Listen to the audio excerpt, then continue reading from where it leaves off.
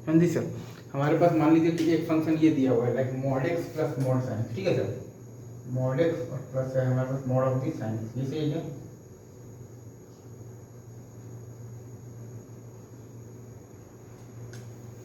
अब इसका अगर आप बात बेसिकली तो करते हैं तो आपके पास क्या आ जाएगा, इसमें अगर आप देखिएगा तो x इज इक्वल टू,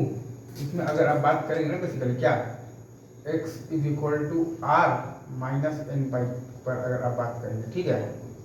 तो आपका ये भी क्या है डिफरेंशिएबल है, और प्लस ये भी आपका क्या है डिफरेंशिएबल है, तो ये पूरा आपका क्या हो जाएगा डिफरेंशिएबल हो जाएगा, ये सही है। और अगर आप बात करिएगा x बराबर एन पाई माइनस जीरो पर अगर आप बात करेंगे तो ये आपका क्या हो जाएगा, एन पाई माइनस जीरो पर अगर आप बात करेंगे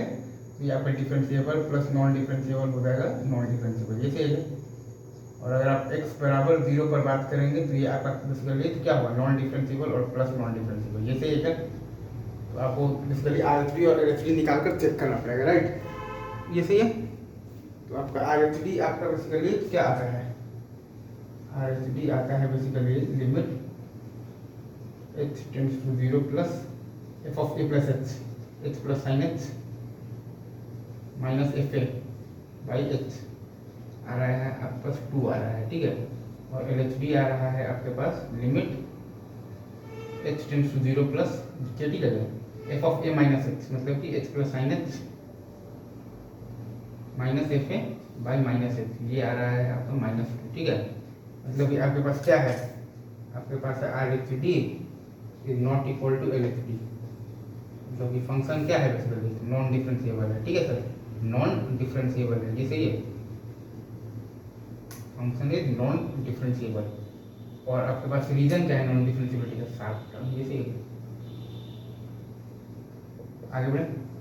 अब अगर आपसे ये like mod x minus sine x अगर आपसे कोई बोल दे like mod x minus of the sine x पर अगर आपको बात करना है, ये सही है। तो इसमें अगर आप देखिएगा x is equal to r mod x minus आपके पास mod of the sine x पर सॉल्व, ठीक है, आपको बात करना है mod x minus mod of the sine x पर आपको बात करना है, ये सही है क्या सर। तो अगर आपको कोई वो बोल दे like x is equal to are minus N pi, x is equal to are minus N pi का अगर आप बात करें तो आपके पास क्या आएगा डिफरेंशिएबल, और प्लस डिफरेंशिएबल आ जाएगा आपके पास डिफरेंशिएबल, ये सही है। और x बराबर अगर आपके पास हो basically n pi minus zero, तब आपके पास क्या आएगा एन पाई माइनस जीरो का अगर आप बात करेंगे तो आपके पास क्या आएगा differentiable plus non differentiable, non differentiable. और अगर आप बात कीजिएगा x बराबर जीरो पर तो अगेन आपके पास क्या है, हाँ ये तो खैर आपके पास क्या आ गया है नॉन डिफरेंशिएबल आ गया है,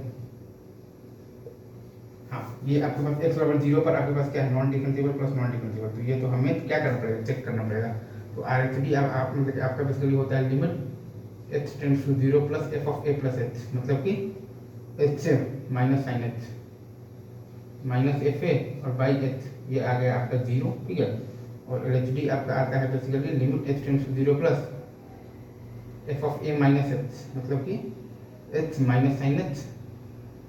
minus F A by minus H, ये भी आ गया आपका 0, मतलब कि R/HD बराबर LHD है, ये सही है।